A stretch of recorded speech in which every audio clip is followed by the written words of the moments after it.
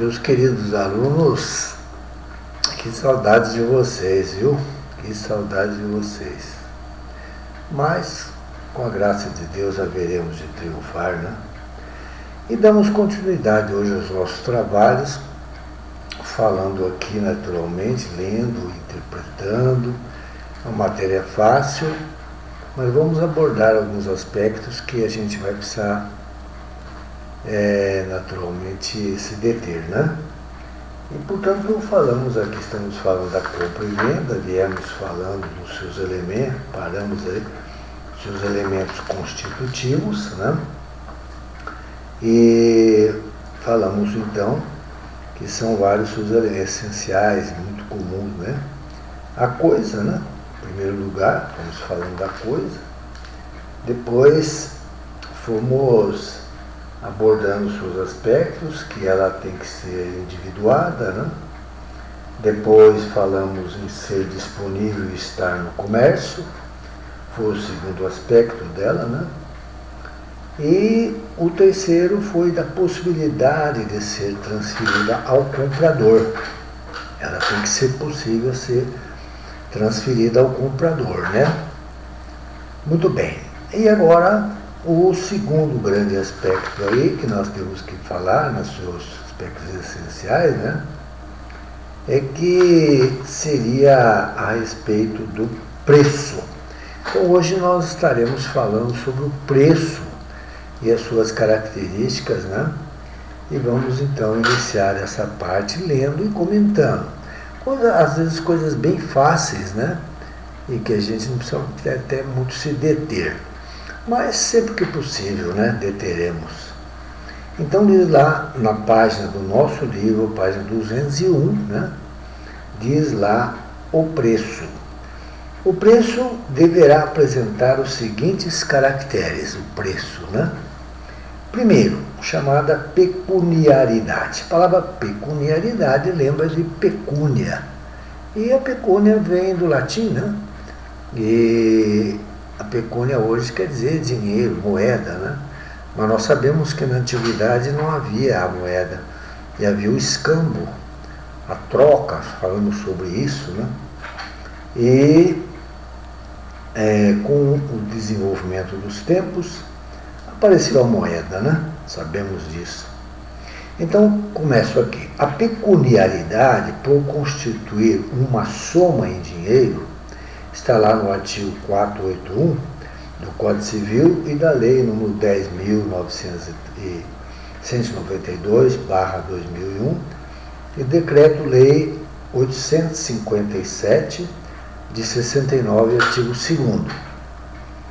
E diz lá então, a soma em dinheiro que o comprador paga ao vendedor em troca da coisa adquirida. Porém, nada obsta que seja paga por coisas representativas do dinheiro, né? Ou a ele redutíveis, como o cheque, né? A duplicata, a letra de câmbio, a nota promissória, né? Títulos da dívida pública também, que são representados por apólices, né? Ponto. Se constituir uma outra coisa, ter-se-á permuta. Então, se for uma outra coisa, não é a compra e venda, é a permuta, né? Muito bem. Como a pecuniaridade é seu elemento essencial, o preço não poderá ser convencionado mediante prestação de serviço. Olha aí, aí é diferente, então não pode haver uma convenção mediante prestação de serviço. Hipótese em que se configurará um contrato inominado e não de compra e venda. Então sabemos que os contratos podem ser nominados, são aqueles 23, e os inominados são aqueles que ocorrem em face da peculiaridade da cor de um objeto, que surge em face do desenvolvimento tecnológico nos nossos tempos, e que dá origem, então, a um contrato. Mas falamos que este contrato inominado tem que respeitar, falei muitas vezes, me lembro até do Lucas, aí, que falei muito para ele isso aí, ele me perguntou. Então, os princípios gerais do direito, deve obedecer à moral, deve obedecer, o objeto tem que ser lícito, né? E dos princípios de ordem pública. Então, esse contrato inominado, né, ele pode ser construído em face da peculiaridade do objeto, né? De tal ordem que, em obedecendo esses princípios, ele poderá ser elaborado. É fácil aí, né? Continuamos. Um outro aspecto, outra característica, é a seriedade. Seriedade, né? Pois deverá ser sério, real e verdadeiro, indicando o firme objetivo de se constituir numa contraprestação, né, relativamente ao dever do alienante de entregar a coisa vendida, de modo que não denuncie qualquer simulação. O que é a simulação? A palavra simulação vem de simular. Simular quer dizer aparentar, aparentar aquilo que não é. Isto é simular, né? Daí vem a palavra simulação, né?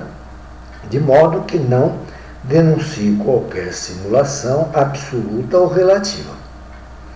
Se for fictício, não se terá venda alguma, porém uma ação dissimulada. Dissimulada quer dizer disfarce, quer dizer ocultada, né? Ocultada. Suscetível de ser anulada, quer dizer, poderá ser anulada. Se for irrisório esse preço, muito baixo, né? Não haverá venda, ante a grande diferença entre o valor da coisa e o preço estipulado, né? Todavia, não se exige um justo preço ou uma perfeita equivalência objetiva entre a coisa e o preço. Aí nós nos lembramos daquele contrato estimatório, né? Em que a pessoa compra, mas no momento em que ela está comprando, ela própria avalia que o preço que ela está pagando equivale razoavelmente ao objeto que ela está comprando. Lembra muito bem isso, né? No contrato estimatório, né? Vamos lá. Mas apenas que esse não seja tão irrelevante a ponto de significar uma liberalidade do alienante. A palavra liberalidade quer dizer, a palavra liberalidade é quando a pessoa doa para alguém. Ela faz em caráter liberal, de coração, né? Ela faz uma liberalidade que, então, ele, na verdade, ele não está vendendo, ele está doando, né? Mas apenas que esse não seja tão irrelevante a ponto de significar uma liberalidade do alienante, né? Ou o seu intuito de não o exigir, embora, às vezes, o contrato contenha alguma cláusula que o exija, né? Caso em que os juristas o interpretam como sendo um preço normal ocorrente no mercado ou na bolsa. Então, aí é uma interpretação doutrinária nesse sentido, né? E vamos em frente. A terceira característica do preço é a certeza. A certeza, isto é, deverá ser certo ou determinado para que o comprador possa efetuar o pagamento devidamente, né? Logo, nula será a venda subordinada à cláusula pague o que quiser. Pague o que quiser, né? E eu também lembro e brinco com vocês, né? Devo, não devo, pagarei quando quiser. É bem assim, né? Então não pode ter essa cláusula aí, pague o que quiser, né? O preço, em regra, é fixado. Ele é fixado, né, pelos contraentes, claro, os dois, né? É o artigo 482 do Código Civil. No ato de contratar, né, no momento em que eles chegam a uma convergência de suas vontades, não? No ato de contratar, vírgula, não podendo, portanto, ser estipulado arbitrariamente, né, por um deles, só um deles é que faz o preço, não é assim, né? Sob pena de nulidade do ato negocial. Não está difícil não, né? E adiante. Se o objeto a ser vendido estiver exposto numa vitrina, aqui é um caso interessante, né? Você vê lá na vitrina um sapato, uma roupa, e tem lá o preço, né? Numa vitrina, com a determinação do preço, não se deverá interpretar que este foi estipulado pelo arbítrio exclusivo de uma das partes. Por que será então, não? Continuamos. Mas que integra a proposta, porque o ofertante, lembramos agora, ele faz a proposta, é nesse sentido, considerando-se estabelecido pelos contraentes no instante em que o comprador o aceita. Então você vê o preço na vitrina, ele fez a proposta para você. Não houve arbitrariedade. Você aceita se você quiser, né? Ponto final. O mesmo se diga do leilão, né? Em que o maior lanço parece indicar que o preço é fixado arbitrariamente, né? Pelo comprador. Porém, tal não ocorre, visto que aparece como condição da oferta. Quando se faz um leilão, quando o leiloeiro fala e dá o preço, é uma condição que se dá inicial para que alguém venha ofertar o valor, né? Que o adquirente seja aquele que mais alto preço oferecer, sendo até lícito, legal, né? Estipular-se o preço mínimo, né? Dispondo que, se ele não for alcançado, não se terá o contrato. Então, quando se trata de leilão, o leiloeiro começa com o preço mínimo e depois ele vai se elevando, né? Leilão de carros, por exemplo. Então, são coisas todas. Eu estava assistindo aqui no canal pago, né? Leilões de carros assim, antigos, extremamente recuperados, né? Então o leiloeiro dá um lance, ele fala de um lanço, e aí o pessoal da plateia vai dando a sua oferta, o seu valor, né? E vai elevando a preços extraordinários, né? Isso é legal. E continua. Casos há em que o preço não é conhecido desde logo. Agora é diferente. Falamos que na vitrina você viu o preço.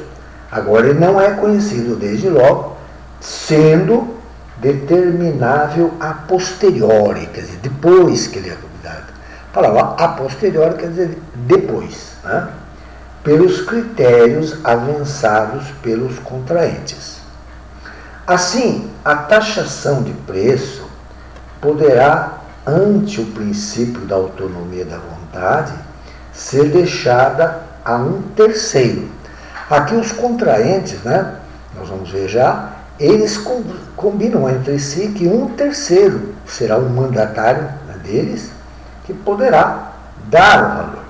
Está no artigo 485 do Código Civil, primeira parte, que não será um avaliador da coisa, mas um mandatário, olha aí, escolhido por eles, os contratantes, que não quiseram ou não puderam determinar o preço, de tal sorte que a sua estimação equivalerá à determinação do preço pelos próprios contratantes, né? Tornando-o, por isso, obrigatório. Né? Continuamos. O terceiro, que é o mandatário, né? Ao fixar o preço, deverá considerar os elementos contemporâneos, quer dizer, atualidade, os elementos da atualidade que valorizam aquele objeto, né? Ele considera tudo isso, dá estimativa, se faz uma estimativa naquele momento, naquele tempo, né? E as partes contratantes não poderão repudiar sua deliberação, que é irrevogável, né? Vírgula, exceto se houver erro, dolo, ou se o terceiro, que é o mandatário, que foi escolhido pelas partes, né, para dar esse preço, ultrapassar os limites de sua incumbência. Então, ele naturalmente tem uma incumbência voltada ao momento, às condições daquele momento, de valor de mercado, essa coisa toda, e ele não pode ultrapassar naqueles limites normais, né? Bom, se porventura, o terceiro designado na celebração do contrato, no momento do contrato, ou depois ser indicado pelas partes, não aceitar tal incumbência, o contrato ficará sem efeito, a não ser que os contraentes tenham previsto sua substituição, né? No caso do 485, Código Civil, segunda parte aqui, né? E continuamos. Se o terceiro designado, que é o mandatário, né? Voltamos a lembrar a vocês, estipular o preço, as partes deverão acatá-lo, a não ser, salvo se comprovarem que houve desvio das instruções dadas no contrato, ou algum vício de consentimento.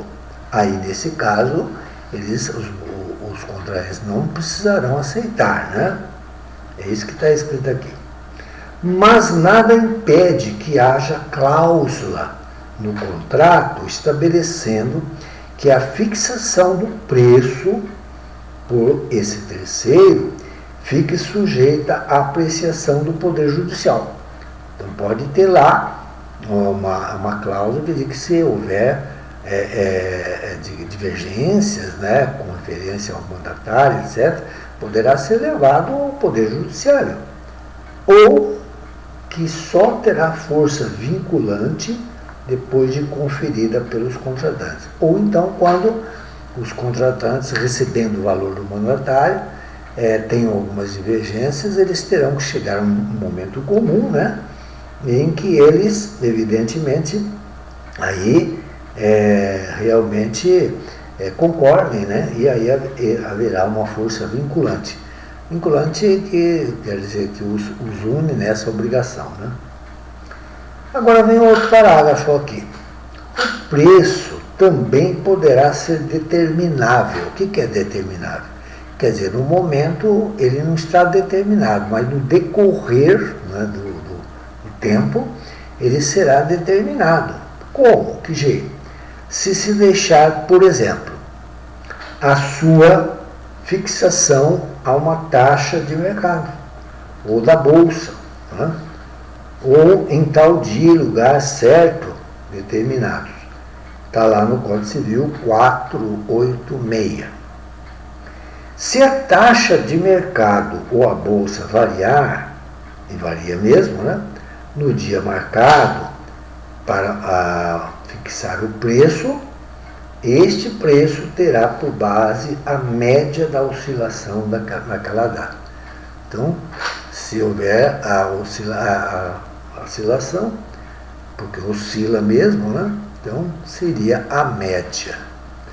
Não é difícil, mas há esses pormenores nessa nossa matéria, né? Daqui a pouco falaremos muito sobre o problema de aquestos, de regime de casamento, né? A respeito da compra e venda, já estaremos lá, é muito interessante. Aqui não há, acho que, grandes dificuldades, né?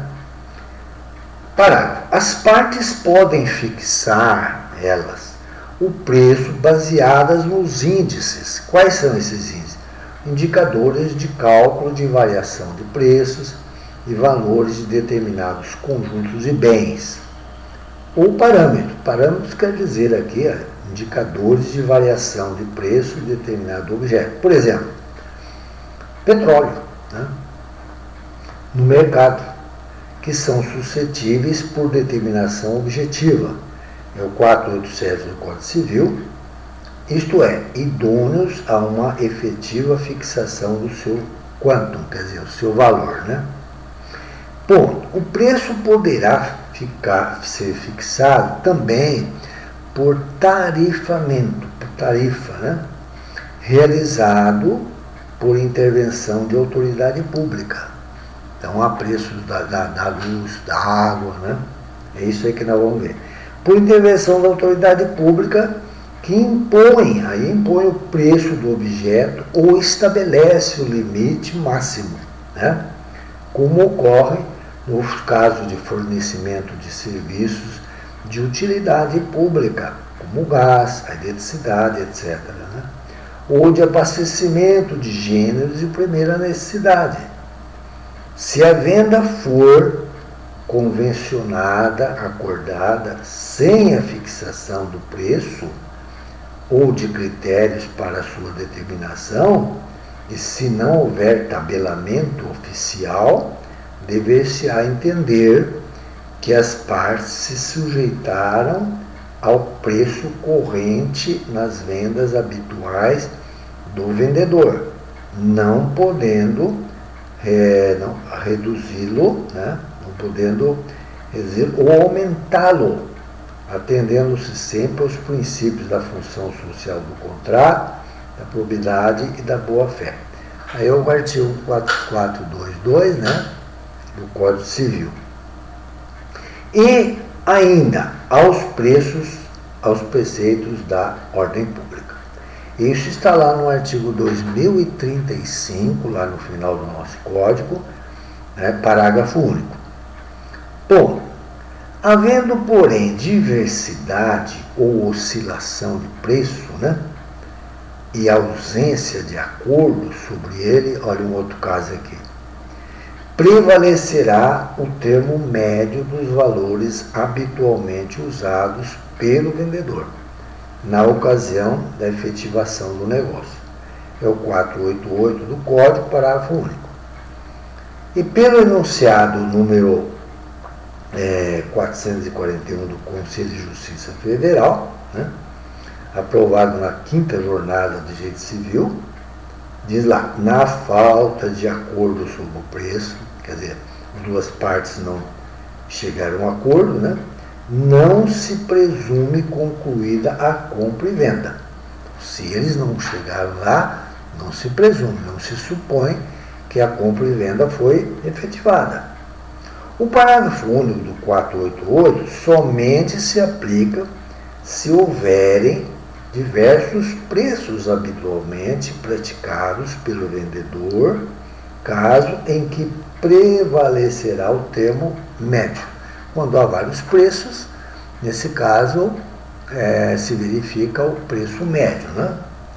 Tal diferença de preços já deve existir no momento da conclusão do negócio, não podendo ser ulterior, quer dizer, depois, tem que ser no momento, né? Pois o comprador faz jus à coisa pelo seu preço no instante em que realizou o contrato. Então, no momento em que ele faz o contrato concluído, é aquele preço, não é ulterior, né? E continua aqui o nosso texto, e a autora diz para nós agora, o que eu já acabei de falar, o texto não tem dificuldades, né? Ela diz assim, fácil é perceber que a fixação do preço não poderá ficar ao bel prazer do vendedor. Quer dizer, o vendedor fixa preços até extraordinários, muito altos, não pode, né? Tem que haver sempre baseado no, vamos até dizer aqui, no princípio da razoabilidade, né, entre o preço, né, e a mercadoria. E isso é visto, como nós já vimos lá, no chamado contrato estimatório, né? De imediato o comprador já faz uma estima do valor daquilo que ele está pagando. É mister, quer dizer, é necessário ressaltar que constituem acessórios do preço as despesas feitas com a realização e a execução do ato negocial, que caberão quem se convencionar. Eu vou virar a página, mas antes de virar já vou dizer o seguinte, é o caso da compra e venda do imóvel. Quem compra o imóvel, a despesa de escritura é feita pelo comprador. Agora, quando se trata de algo móvel, em que nós falamos em tradição, a entrega imediata, Aí, se houver alguma despesa, é pelo vendedor. Vamos ler isso agora, então. Na falta de convenção dos interessados, na hora, as despesas, né? As despesas com a escritura ficarão a cargo do comprador. Olha cá. E as da tradição, que é aquela entrega imediata, competirão ao vendedor. É o 490 do Código Civil. A praxe, quer dizer, costume, né? De que na compra e venda de imóveis, casas, né? Ao comprador caberá pagar as despesas com o registro por ser de seu interesse. Registro no cartório de imóveis, né? Isso aí é importantíssimo a gente gravar. Então é um assunto de grande interesse, porque amanhã você vai ser consultado, mesmo agora, isso como estudante, né? Isso faz muito a nossa vida negocial é muito grande, intensa no direito civil, né? Principalmente a compra e venda, né? Nós veremos na frente a permuta, a retrovenda, a preempção, coisas que vocês já vivem, possivelmente, isso aí, ou já viveram, ou foram perguntados, ou serão perguntados. Né? E vem a outra característica, o consentimento. O consentimento. O consentimento dos contratantes sobre a coisa, o preço e demais condições do negócio, e como o contrato de compra e venda gera a obrigação de transferir a propriedade do bem alienado, né? Porque tem que ser transferido, pressupondo o poder de disposição do vendedor. Quer dizer, você só pode vender aquilo que é seu. É um grande princípio de direito. Você não pode vender o que não é seu, né? A não ser que você seja mandatário. Não é seu, mas você está vendendo em nome de alguém. Tem poderes especiais para isso, né? Será necessário que ele tenha capacidade de alienar, quer dizer, de vender, bastando ao adquirente a capacidade de obrigar-se. E o adquirente, ele tem que ser maior, né? Dono dos seus atos civis, então vem o problema de capacidade, né? Tudo isso veremos logo no decorrer desse texto aqui. E é fácil porque é matéria que já foi falada na introdução ao estudo do direito do negócio jurídico, né? Será mais uma lembrança. Assim, os absolutamente e relativamente incapazes só poderão contratar, ser representados ou assistidos por seus representantes legais, né? Sob pena de se tornarem nulos ou anuláveis os contratos, né? Então, se um contrato for feito com um menor que não foi assistido ou foi representado, conforme o caso, será nulo ou será anulável. As pessoas jurídicas, agora, nós vamos mudar, falamos há pouco de pessoa física, agora as pessoas jurídicas, também poderão, através de seus órgãos, ser compradoras ou vendedoras. Tá? Então, o mesmo, como assim? É porque o contrato é feito, né, da pessoa jurídica, ele é feito, ela é constituída através de um contrato devidamente registrado, e lá estão as pessoas responsáveis por responder por elas, né? Então, as sociedades, nós vamos falar daqui a pouquinho de sociedade, um pouquinho, matéria que eu acredito que vocês já estudaram, só para relembrar. Então, existem os seus órgãos, que é o conselho diretor, por exemplo, de uma sociedade anônima, né? E eles é que têm, de acordo com o contrato, representar a empresa, né? Falamos agora de empresa. Então, volto aqui. As pessoas jurídicas também poderão, através de seus órgãos, ser compradoras ou vendedoras. O mesmo se diga dos entes não personificados. Quais são eles? A massa falida, no caso de falência, né?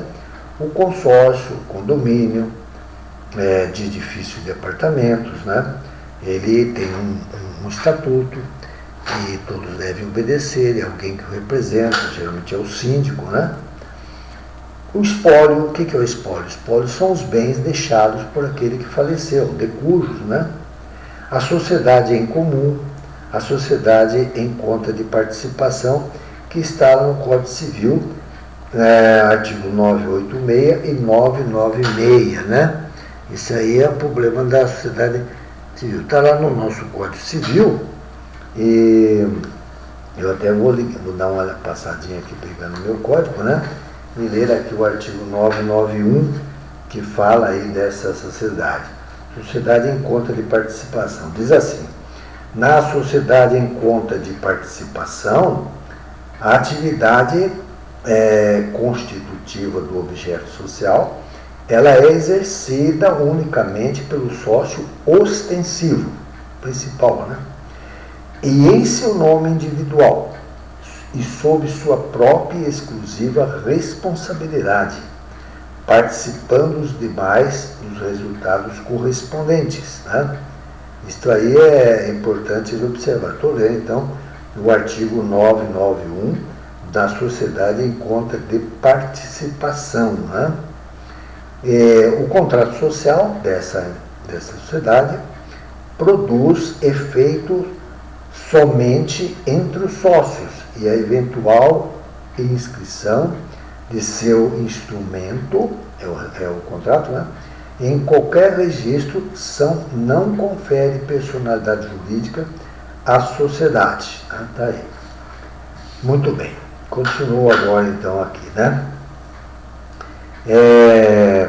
Será imprescindível que tenham os contratantes legitimação para contratar. Portanto, eles estão legitimados, quer dizer, eles têm a capacidade para a contratação. Mas isso daqui está lá no contrato da empresa, né? Visto haver pessoas que não podem comprar ou vender em razão de sua peculiar condição ante o negócio que se pretende realizar. Daí ser preciso verificar se há restrições legais à liberdade de comprar e vender. Depois, 2 pontos. Agora vem uma série de questões interessantes da vida privada nossa, do direito civil, em que nós temos aí uma série de características que agora eu vou entrar nelas aí e deverei explicar, né? Problema de casamento, problema de regime, né? De bens, né? O pacto antinupcial, que iremos falar agora, e os senhores estarão observando aí. Vou lendo depois os textos aqui que tenho, né? Para explicar. Mas é matéria que já lecionei lá no direito de família e direito das sucessões, né? Porque agora nós vamos entrar algumas ideias, né? Os senhores terão, se Deus permitir, no direito de família, e aonde estão o chamado problema do casamento, os regimes de casamento, né? Aquestos, etc., o pacto antenupcial. Vamos fazer a leitura calma, tranquila e buscar novos textos para explicar aos senhores, né? Então diz assim: daí ser preciso verificar, né, se há restrições legais, quer dizer, a pessoa não pode fazer tudo aquilo que pensa. A liberdade de comprar e vender. 2. A letrinha A está na página 204.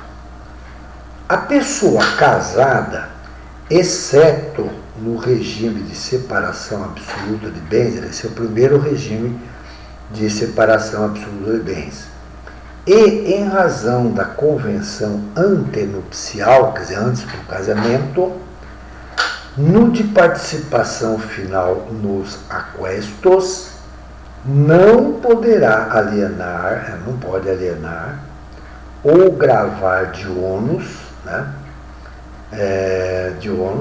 os bens imóveis do seu domínio, sem autorização do outro cônjuge. Isso está no artigo, no Código Civil 1647 e 1656, né? Em 1656, Então, a gente vai agora dar um pulinho lá no artigo, porque 1647, vejamos lá, 1647, que diz o que lá, né? Então, 1647, pegamos aqui o Código Civil, ele diz assim, olha, a partir de 1639, eu até vou ler aqui para você no Código Civil, porque ali ele só cita, né, diz assim, 1600 diz lá o título do direito patrimonial, subtítulo do regime de bens entre os cônjuges, né? O 1639, é lícito aos nubentes, aqueles que vão se casar, antes de celebrado o casamento, estipular quanto aos seus bens, o que lhes aprouver. Então, cada um trouxe, então, bens que já tinha quando solteiro, né? Então, parágrafo primeiro. O regime de bens entre os cônjuges começa a vigorar desde a data do casamento.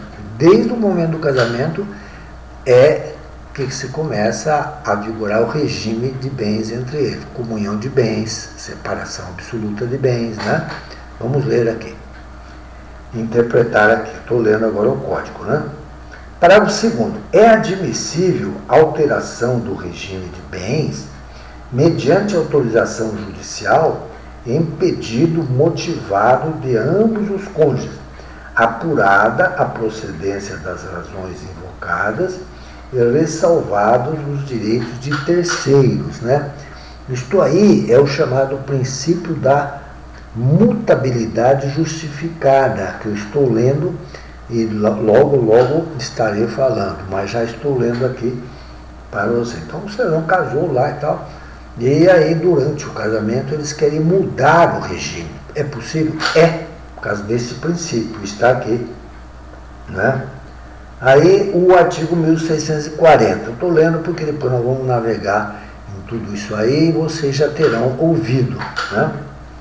1640, não havendo convenção na hora do casamento, do civil, né? Ou sendo ela nula depois ou ineficaz, vigorará quanto aos bens entre os cônjuges o regime de comunhão parcial.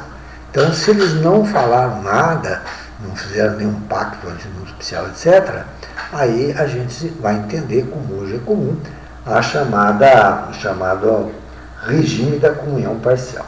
Parágrafo único.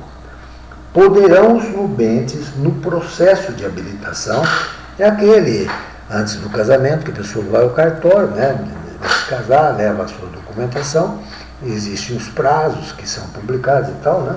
Então, há um processo, né, de habilitação, optar por qualquer dos regimes, né, qualquer dos regimes que este código regula.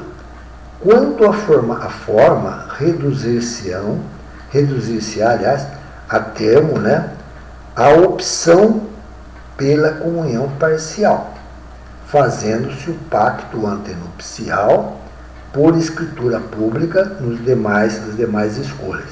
Então, se houver pacto, haverá por escritura pública, né? O 1641 é obrigatório o regime de separação de bens no casamento. Parágrafo primeiro, das pessoas que o contraírem com inobservância das causas suspensivas da celebração do casamento. Esse é o inciso primeiro, né?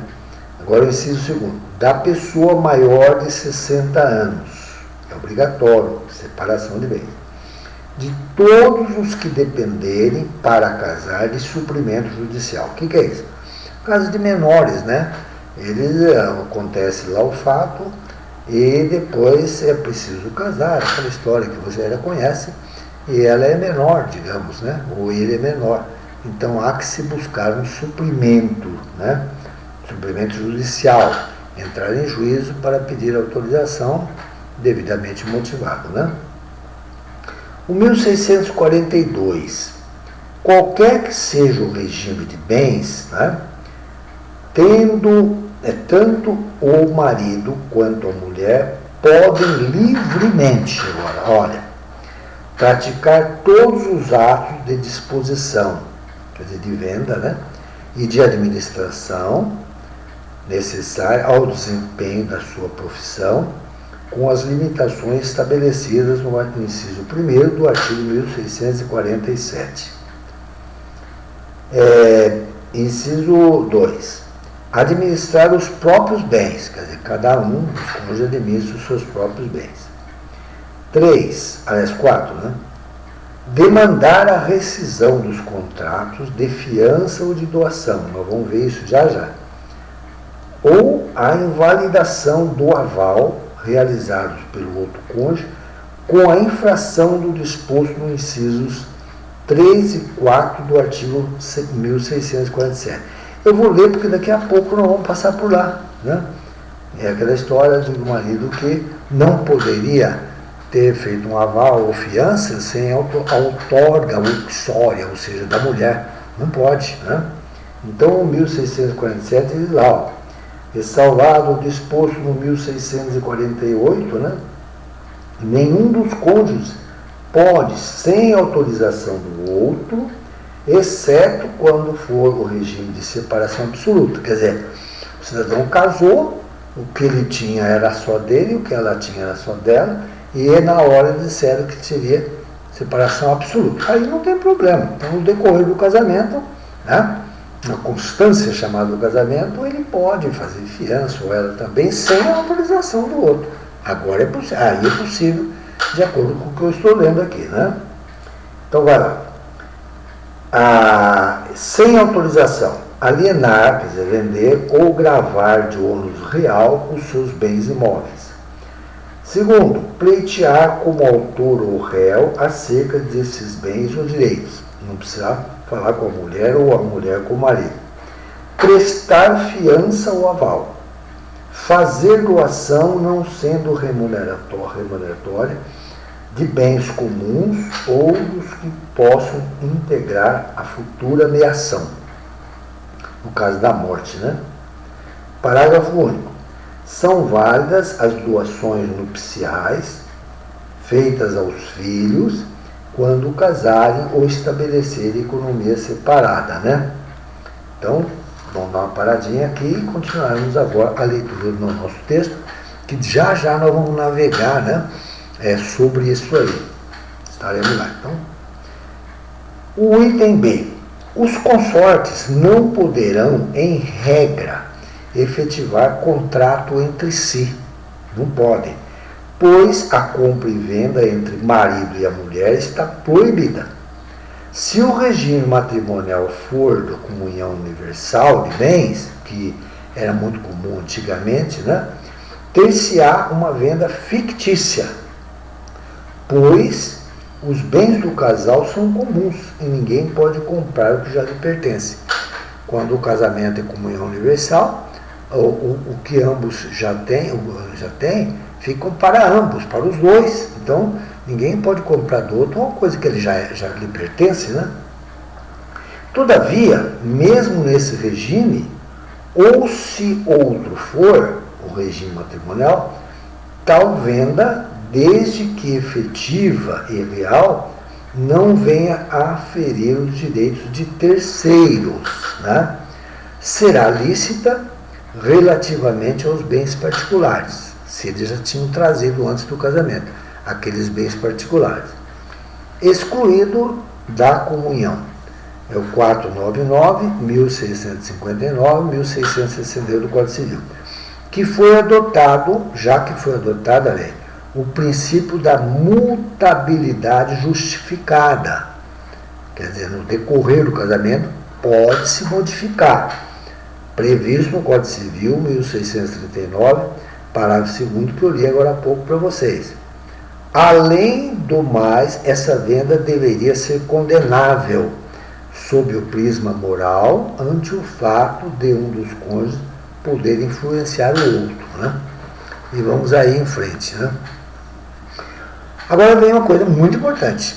Os ascendentes têm o direito de, a qualquer tempo, alienar seus bens a quem quiserem. pai ou a mãe, né? Mas não podem vender ao descendente, o filho, ao neto, ao bisneto, sem que os demais descendentes e o outro cônjuge do alienante, salvo se casado sob o regime de separação obrigatória, está lá no Código Civil 1641, expressamente consintam por meio de escritura pública ou mesmo de instrumento público ou particular do negócio principal, ou ainda por meio de mandato com poder especial. Artigos 220 do Código Civil, 496, parágrafo único. Quer dizer o seguinte, o pai, por exemplo, ele não pode vender nem doar assim para um outro filho, um objeto, uma casa, uma propriedade que ele tem, sem que os outros filhos e o cônjuge consintam expressamente. Vamos lá em frente, né? Poderia, porque isso poderia, essa venda, acobertar uma doação em prejuízo dos demais filhos, ou melhor dizendo, os herdeiros necessários. Herdeiros necessários são os seus filhos, né? Por isso é necessário resguardar a igualdade das legítimas contra defraudações. Aquilo que eu tenho falado muitas vezes em sala para vocês. O cidadão morreu, a metade do que ele tem ficaria, evidentemente, para a mulher, no caso da comunhão universal, né? E a outra metade para os outros filhos. Isso aí é chamada legítima. Então ele não poderia, por exemplo, tem 3 filhos e já ir doando para um deles mais, porque esse outro filho, no momento que fosse fazer a partida, já estaria sendo proporcionado mais do que os demais, e em prejuízo, portanto, desses demais, né? Ponto final. E se entre os descendentes houver menor de idade, será precisa a intervenção do curador especial. Quando houver crianças pequenas, uma delas pequena, outras maiores, etc., então sempre haverá que ser ouvido o curador especial, que é o Ministério Público, né? Porque ele tem a missão constitucional de velar pelos mais fracos, os menores, né? Tudo isso aí. Então, continua. Urge quer dizer, devemos evitar qualquer dissimulação de doação inoficiosa, quer dizer, o pai passando por um filho, protegendo um filho em prejuízo dos demais. Inoficiosa porque é fora do que é oficial, que é legal, é isso que está querendo dizer aí, né? Vamos lá. Os descendentes cuja anuência se exige, né? Anuência se exige, são os herdeiros necessários do alienante ao tempo da celebração do contrato. Então, o pai quer fazer uma doação para um dos filhos, né? Ele tem que ter por escrito dos demais, né? Agora vem um caso interessante, no momento disso aí, do contrato. Ponto e vírgula. Logo, se a venda se deu antes do reconhecimento da filiação, o reconhecido não poderá invalidá-la. Quer dizer o seguinte, o pai tem 2 filhos, vamos dizer assim, né, no seu casamento, e ele então faz doação lá e tal, com o aval do outro filho, ou seja, com a anuência, né? Mas ele já tinha, aí ele tinha filho fora do casamento, e hoje a Constituição reconhece, ele então, mas esse filho nasceu depois. Então, como ele nasceu depois, que ele vai ter direito, ele não pode invalidar essa venda, porque ele reconheceu esse filho depois de ter feito essa doação com a anuência do outro filho que ele tinha, né? Vamos lá. Ora, por não ter consentido naquele negócio. A doação de pai a filho ou de um cônjuge para o outro é permitida em direito e constitui um adiantamento da legítima ou do que lhe cabe por herança. Então é o caso, é o pai que doou para um filho com o consentimento desse outro filho, né, vamos dizer, do outro filho, eram 2, então ele fez isso aí, ele estaria adiantando a legítima ou a parte que esse outro filho teria, né? E sem que tiver, quando não há anuência, no momento do falecimento dele, esse outro filho que recebeu indevidamente terá que trazer ao monte, que a gente chama, da herança, o que ele tinha recebido anteriormente do pai.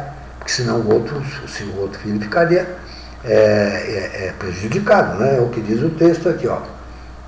A doação de um pai a filho ou de um cônjuge a outro é permitida em direito e constitui um adiantamento da legítima ou do que lhes cabe por herança, o artigo 544 do Código Civil.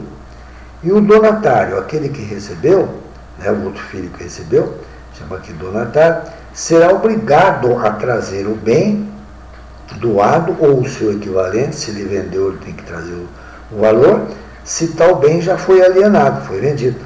A colação, a palavra colação é isso, quer dizer isso vocês vão estudar isso lá no direito das sucessões, né?